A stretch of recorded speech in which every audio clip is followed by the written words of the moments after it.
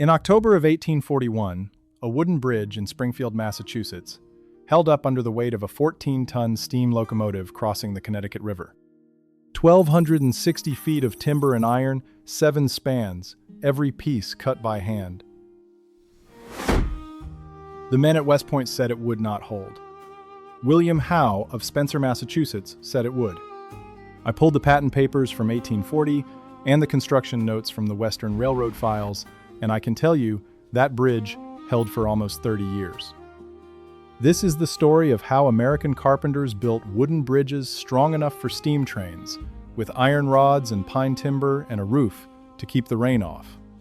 A bridge collapse under a locomotive in 1840 meant a boiler explosion, a fire, and a river full of scalded men. The Western Railroad had spent a fortune cutting from Boston to Albany. The Connecticut River was the last obstacle. The two men this story turns on are William Howe of Spencer, Massachusetts, born March 12, 1803, mill carpenter, church builder, patent holder of the trust that bears his name, dead at 49.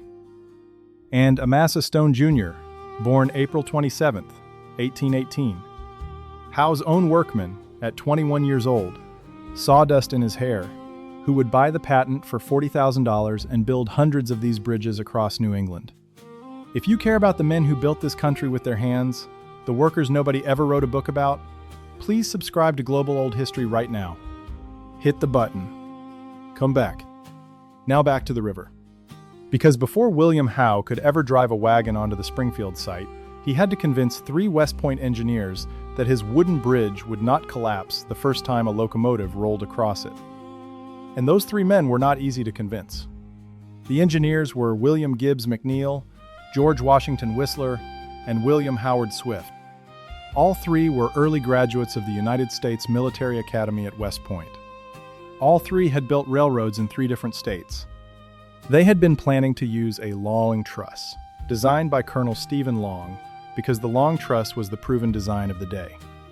Howe walked into their office in 1840 with a different drawing. His drawing kept the wooden diagonals of the long truss.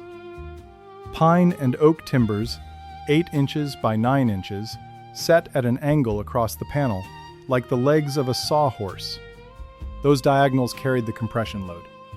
When the locomotive rolled across the deck above, the diagonals pushed against each other and against the top cord and the bottom cord.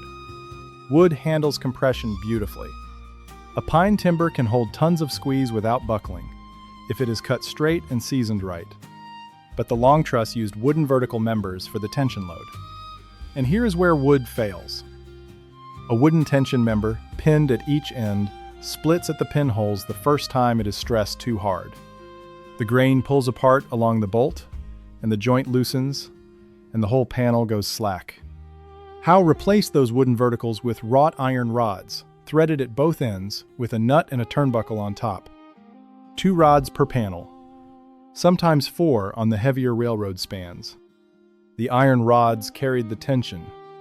The wooden diagonals carried the compression.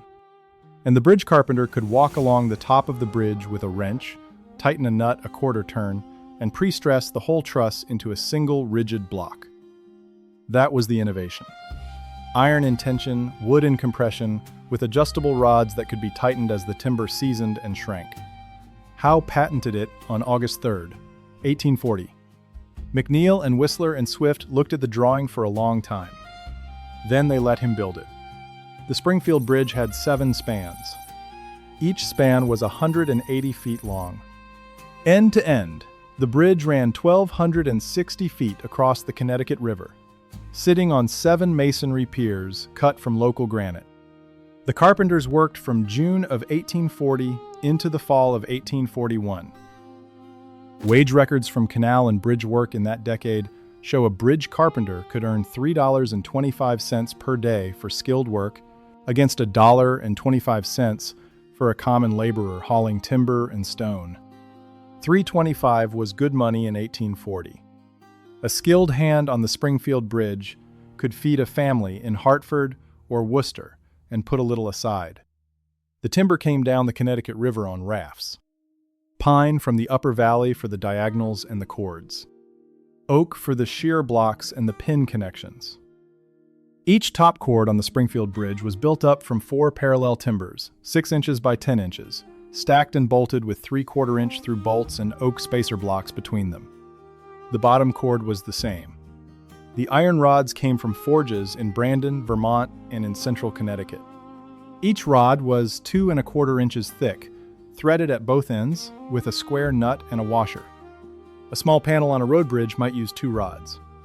A railroad panel on the Springfield Bridge used 4 rods, sometimes more, because the load was so much higher. Now, why cover it? Why build a roof and siding around all of this work? The answer is in the wood. An uncovered wooden bridge in New England weather lasts about 20 years. Rain swells the joints, sun splits the grain, ice cracks the cords. A covered wooden bridge can last 100 years. The roof and the siding kept the structural members dry. That is the whole reason for the cover. Not romance, not shelter for travelers in a snowstorm, although those things were nice. The cover existed to keep the trusses dry so the bridge could earn back its construction cost over 4 or 5 generations. But once you put a roof over a railroad bridge, you introduce a new villain: locomotive sparks. A steam engine of the 1840s burned wood or coal in a firebox, threw cinders out of the smokestack, and dropped hot ashes from the firebox onto the track bed. Those sparks could land in dry leaves on the timber deck. They could lodge in the rafters of the roof. A wooden bridge over Valley Creek in Pennsylvania burned down in 1838 because of locomotive sparks, before Howe had even patented his truss. Every covered railroad bridge built after 1840 carried that risk in its bones. The bridge crews fought the fire problem with 3 tools. First, they laid ballast on the deck. 5 inches of crushed stone or gravel on top of the wooden floor planks, so that any cinder that fell from the locomotive landed on rock instead of pine. Second, they cut the siding boards a little shorter than the trusses, leaving an open gap at the top where smoke could vent out instead of pooling under the roof. Third, they posted a watchman at each end of the bridge with a bucket of water and a long ladder. After every train, the watchman walked the deck and checked the rafters for embers. Some bridges had a water tank on the roof connected to a hand pump. Some had nothing but the watchman and his bucket. Quick pause. If these stories matter to you, I am putting them into a series of books. The men nobody wrote a book about, the ones who built this country with their hands. Volume 1 is out now. Scan the code on your screen or click the link in the description. Then come back, because what happened next is the part most people never hear. Let me tell you how a crew actually raised one of these bridges, because the process is what the books almost never describe. The crew started with the masonry. Stone abutments on each bank, cut from local granite or sandstone, laid in mortar or sometimes laid dry by old stonemasons who knew how to fit a stone so tight the seam disappeared. For a multi-span bridge like Springfield, they sank cofferdams in the river, pumped them out by hand, dug to bedrock or to good gravel, and built the masonry piers up from the river bottom, one course at a time. The stonework alone could take a full season. Once the masonry was up and cured, the carpentry crew came in. They built temporary trestle work, called false work, across each span. The false work was rough timber bents, driven into the river bottom or rising from the abutments, with a working deck on top at the height of the finished bottom chord. The carpenters walked the false work, assembled the bottom chord first, laid out the panel points, dropped in the cast iron bearing shoes, threaded the iron rods up through the holes, and then raised the wooden diagonals one panel at a time. As each panel went up, a man with a wrench climbed to the top chord and snugged the nuts on the iron rods just enough to hold the geometry. After all the panels were standing, the crew installed the top chord, 4 parallel 6x10 timbers stacked and bolted, and then the floor beams running crosswise between the 2 trusses. The Howe truss was easier to raise than any other wooden bridge of its era. Stephen Long's truss, the design Howe replaced, required a skilled carpenter to notch and peg every connection. The carpenter had to chisel a precise mortise into a chord member, shape a matching tenon on a diagonal, and drive a wooden tree nail through the joint to pin it. The work was slow, the work was expensive, the work could only be done by men who had served 7-year apprenticeships. Howe's design got rid of all of that. His connections used cast iron junction boxes, simple bearing shoes that the timbers sat in, with the iron rods running through. A man with a saw, an adze, an auger, and a steel square could lay out a Howe truss panel. A foreman with a wrench could tune the bridge into rigidity after it was raised. You did not need a master carpenter. You needed a competent crew and enough time. That is why the Howe truss spread so fast. A railroad could hire local men in any town along the line, train them in 2 weeks, and have a bridge crew that could put up a 100-foot span in a season. Stone and Booty understood this immediately. They built standardized crews, they standardized the iron rod sizes, they standardized the timber dimensions, and they ran their crews from one job to the next without losing a week to retraining. By 1846, Booty, Stone, and Company could put a Howe truss railroad bridge across a New England river in less time than it took most competitors to even quote the work. Now, here is something that does not make it into most modern accounts. The Howe truss was not just popular with American railroads. The design crossed the Atlantic in the 1840s. European engineers picked it up and built Howe trusses on rail lines in Russia, in Germany, in France.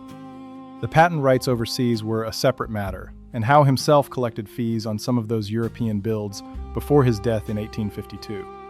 The design also moved west with the American railroads. When the Union Pacific and the Central Pacific pushed across the plains and the Sierra Nevada in the 1860s, their bridge crews used Howe truss designs for many of the timber spans over creeks and washes and small rivers. The crews could buy iron rods in Omaha or Sacramento and timber from the nearest forest, and put up a bridge in days. The Howe truss also opened a door to all iron bridges. In 1844, an ironworker named Richard Osborne, working in the Reading Railroad's Pottstown, Pennsylvania shops, built a Howe truss out of iron, with no wood at all. The bridge opened the following year. It was the first all-iron railroad bridge in the United States, and it followed Howe's geometry exactly. The Readinghall Station Bridge in Lycoming County, Pennsylvania, built around 1846, is another early all-iron Howe truss, and it is almost certainly the oldest all-metal truss bridge still in active service in the United States today. So the Howe truss did not just hold the line for wooden bridges. It also gave the iron men their first proven geometry to imitate.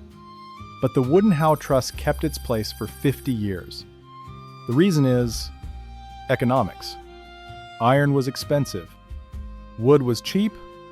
A wooden Howe truss-covered bridge could be built for a fraction of the cost of an iron bridge of the same length. As long as the timber held out, as long as the watchman did his job, as long as the roof stayed tight, the wooden bridge would last 50 years and earn back its cost 10 times over. The Codorus Bridge in Pennsylvania, built in 1848, used a Howe truss design. The Pennsylvania Railroad ran combination wood and iron Howe trusses on many of its branch lines into the 1860s. Up in Newport, New Hampshire, the Pier and Wright firm of railroad-covered bridge builders specialized in Howe truss work for the Boston and Maine system, putting up covered railroad spans across the Connecticut River Valley and the White Mountains in the 1850s and 60s. Every regional railroad in New England had at least a few Howe truss bridges on its books, and most had dozens.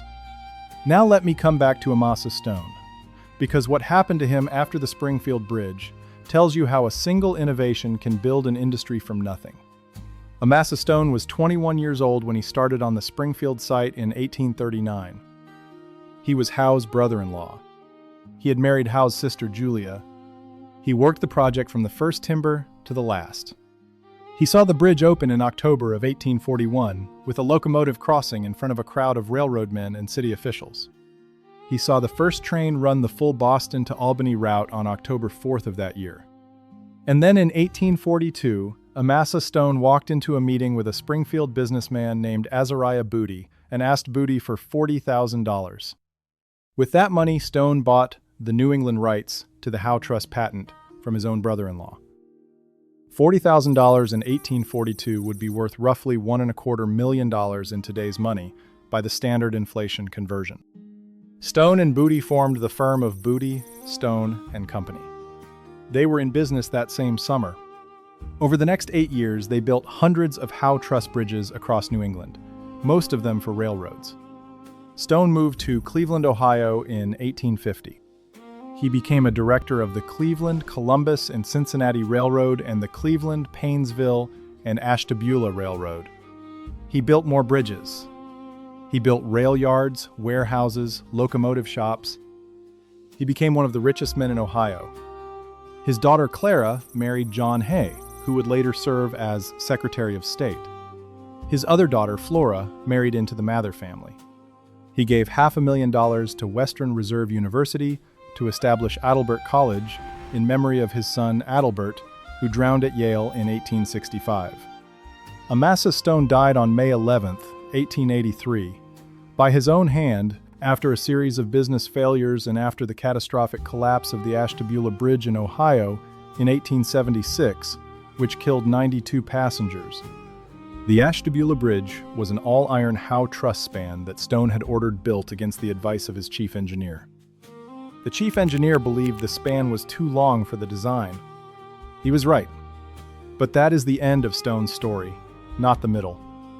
In the middle of his story, in the 1840s and the 1850s, Stone and his crews built more Howe truss railroad bridges across New England than any other company in the region. The design carried freight, livestock, mail, passengers, military supplies, lumber, coal, and iron ore for more than 50 years. The carpenters who worked under Stone are mostly gone from the record. I went through the available trade lists. I found foremen, I found contractors. But for the regular crew, the man who pulled the timber, the man who turned the wrench on the iron rod, the man who climbed the rafter with a paintbrush to coat the joint with linseed oil before the siding went up, those men come down to us mostly without names. On the East Shoreham Bridge in Vermont, built in 1897 by the Rutland Railroad Company, the ledger gives no name, only a number. Quick pause. If these stories matter to you, join the Boss tier for $4.99 a month. Loyalty badge, custom emoji, early access 24 hours before public, and members-only polls. Link in the description. Now back to it. I will honor them in their work. The East Shoreham Bridge is a single Howe truss span, 109 feet long, sitting on stone abutments above the Lemon Fair River. It carried the Addison branch of the Rutland Railroad for 54 years, from 1897 until the line was abandoned in 1951. Its top chord is 4 parallel 6 by 10 timbers, with 3/4-inch through bolts and oak shear blocks, exactly the pattern that Howe drew in 1840. Its diagonals are 8 by 9 timbers. Its iron rods are 2 1/4 inches thick or smaller. It is the last surviving wooden Howe truss railroad bridge in Vermont. The state acquired it in 1972. The Library of Congress documented it in Hare Survey VT32. 7 photographs, 3 color transparencies, 5 measured drawings, 10 data pages. So how did the design actually carry a locomotive? Let me walk through the load path one more time, because this is where the engineering becomes beautiful. A 14-ton locomotive rolls onto the deck. The wheels press down on the rails. The rails press down on the wooden cross ties. The cross ties press down on the floor beams which run across the bridge between the 2 trusses. The floor beams transfer the load outward into the bottom cord of each truss. The bottom cord pulls horizontally against the iron rods, which are anchored at the top and the bottom of each panel. The iron rods pull up against the top cord. The wooden diagonals push down from the top cord into the bottom cord at an angle, transferring the vertical load down to the masonry pier. The masonry pier sits on bedrock. The locomotive crosses to the other side. Every part of that load path is doing the job it does best. Iron in tension, never in compression where it might buckle. Wood in compression, never in tension where it might split at the joint. The connections are simple. A timber sits in a notched bearing block. An iron rod passes through a hole in a cast iron shoe. A square nut tightens the rod against the bearing. There are no welded joints, no bolted plates, no riveted gussets. A bridge carpenter in 1845 could build a Howe truss with a saw, a chisel, an auger, a square, a level, a wrench, and a hammer. He did not need a foundry. He did not need a forge on site. He bought his iron rods finished from Brandon or Hartford, he ordered his timber from the local sawmill, he hired his crew from the local town, and he raised the bridge in a season. That is why the Howe Trust took over. By the late 1860s, when the railroads were building iron and steel bridges as fast as the Bessemer mills could roll the plate, the Howe Truss was still the long-span timber bridge of choice on lighter rail lines and on branch lines, and on the western roads where the iron mills were 1,000 miles away. The Howe Truss could be built with local labor and local timber and a small bill of iron from the east. A Howe Truss could go up over a Wyoming creek or a Nebraska wash before the iron shipment from Pittsburgh had even reached the Mississippi. There are about 143 surviving Howe Truss covered bridges in the United States today, according to the National Society for the Preservation of Covered Bridges. That is roughly 15% of all surviving covered bridges. 8 of those surviving Howe Trusses are covered wood railroad bridges. East Shoreham is one of those 8. The rest are scattered across Vermont, New Hampshire, Pennsylvania, and the Pacific Northwest. But the surviving bridges are a tiny fraction of what was built. In the 1850s alone, Stone and Booty and Company built so many Howe Truss bridges across New England that the records have not been fully counted to this day. Hundreds, certainly. Perhaps 1,000 or more across the full 19th century, if you include the western roads. The Howe Truss became the default solution for any railroad that needed a wooden bridge between 50 and 200 feet long. It carried the freight and the passengers and the mail of an entire era. Now let me give you a few of the bridges by name, because the named bridge is where the engineering becomes a place you can stand in.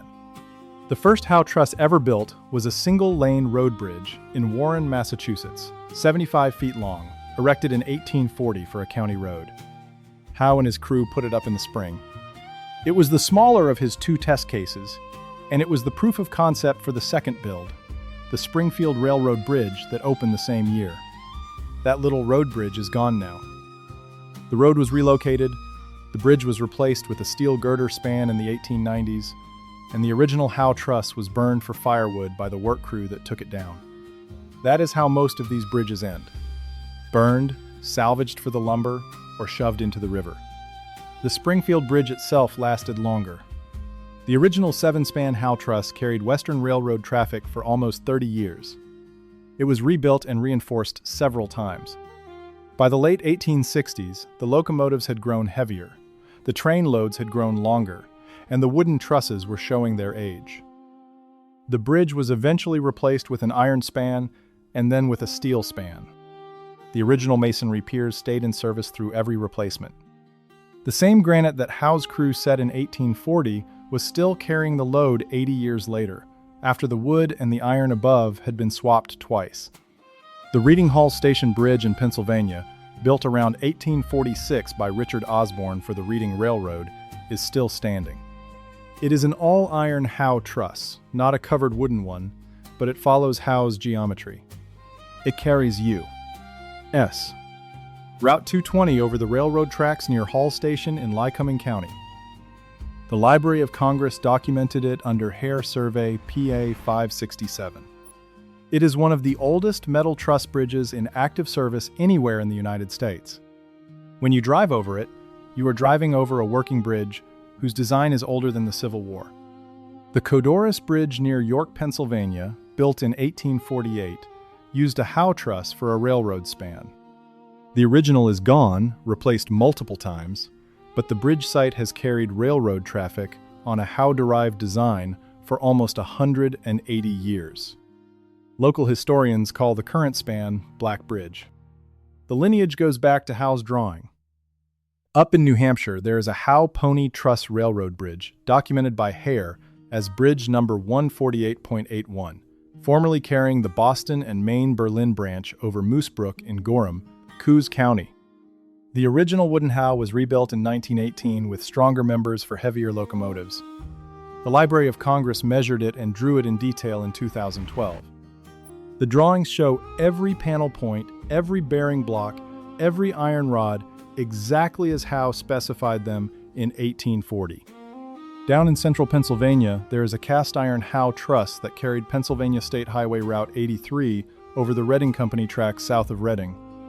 The Hare Survey from 1956 shows the partial side elevation. the geometry, the bearing details. Same design. Same iron in tension, wood in compression in the original, all iron in the railroad versions. And then there is the East Shoreham Bridge in Vermont, the one I have walked, the last surviving wooden Howe truss covered railroad bridge in the state. The Vermont Covered Bridge Society took on the rehabilitation in 2007 and 2008, with the state and the Federal Highway Administration sharing the cost. They replaced rotted siding, they reset the abutment stones that the river had nudged out of place, they tightened every iron rod, they replaced 2 diagonal timbers that had cracked, they put a new cedar shingle roof on the structure. The bridge does not carry trains anymore. The line was abandoned in 1951. But the bridge stands. When I read the rehabilitation report, I noticed something. The crew that rehabilitated the bridge in 2007 used essentially the same methods that the original Rutland Railroad crew used in 1897. They built falsework under the spans. They lifted the trusses with come-alongs and hydraulic jacks. They threaded the iron rods, they tightened the nuts, they bolted the bearing blocks. The hand tools were better. The lifting equipment was modern. But the geometry, the load path, the technique, all of it traced straight back to Howe's drawing from 1840. A bridge carpenter from 1850 would have understood every move that the rehabilitation crew made in 2007 and probably would have asked them what was taking so long. That continuity is the thing I keep returning to. The Howe truss was not a fashion. It was a solution to a specific engineering problem, and the solution worked so well that it stayed in use for a century and a half. The covered Howe truss railroad bridge solved the problem of getting a 30-ton steam locomotive across an American river using only the materials available in the local sawmill and the local forge and the local quarry. It solved that problem in 1840, it kept solving it through 1890, and the surviving bridges are still solving it for foot traffic and historical tour buses today. And here is the deeper continuity. Every named railroad covered bridge built between 1840 and 1900 came out of the same chain of hands. Howe's drawing taught Stone. Stone taught his foreman. The foreman taught their crews. The crews carried the technique west and south and north, and they taught new crews in every town along the rail lines. By the time the Rutland Railroad raised East Shoreham in 1897, 4 generations of bridge carpenters had passed the methods down without losing the geometry. The crews who did the rehabilitation in 2007 were the 5th generation. The chain is unbroken. The work continues. Here is the moment I keep coming back to. October of 1841. The Springfield Bridge is finished. The siding is up. The roof is sealed. The iron rods are tightened, every nut snug, every washer flat against the bearing. The masonry piers stand 7 across the river. The wooden deck is laid. The first locomotive sits at the east end of the bridge, steam up, water boiling, smoke pouring from the stack. William Howe is on the bridge. Amasa Stone is on the bridge. McNeil and Whistler and Swift are on the bridge. The crew that built it is on the bridge, or standing on the bank watching, hats in their hands. The engineer in the locomotive cab opens the throttle. The drive wheels turn. The locomotive moves forward onto the deck. The wooden floor planks creak. The iron rods take the strain. The diagonals press harder against the cords.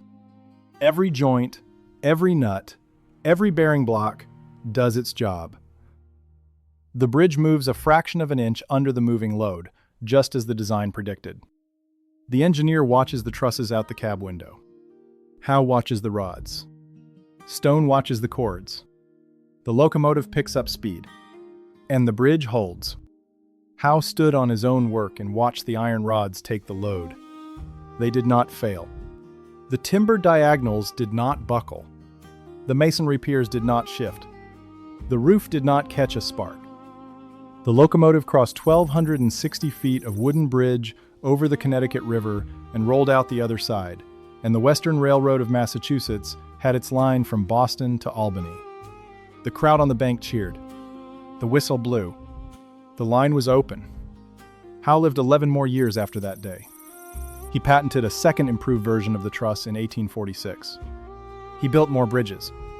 He died on September 19th, 1852 at the age of 49.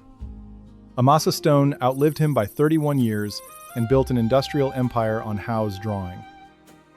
But the men who came after them, the bridge carpenters across New England and Pennsylvania and Ohio and Indiana, the men who climbed the falsework and turned the wrenches and laid the deck planks and painted the joints with linseed oil to keep the rot out, those men kept building Howe Truss bridges for the rest of the century.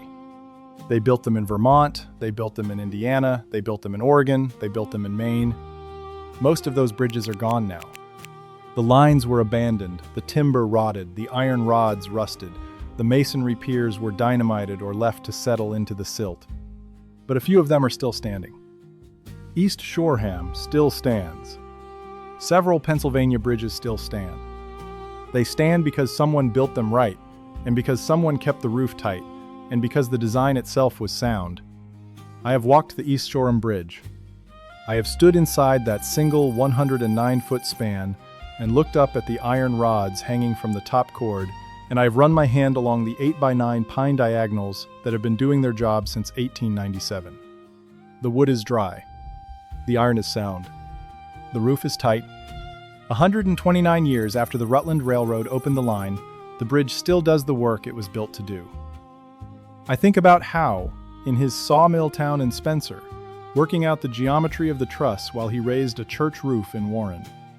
I think about Amasa Stone at 21 years old, sweating on the Springfield site, not yet knowing that he would buy the patent and build the empire.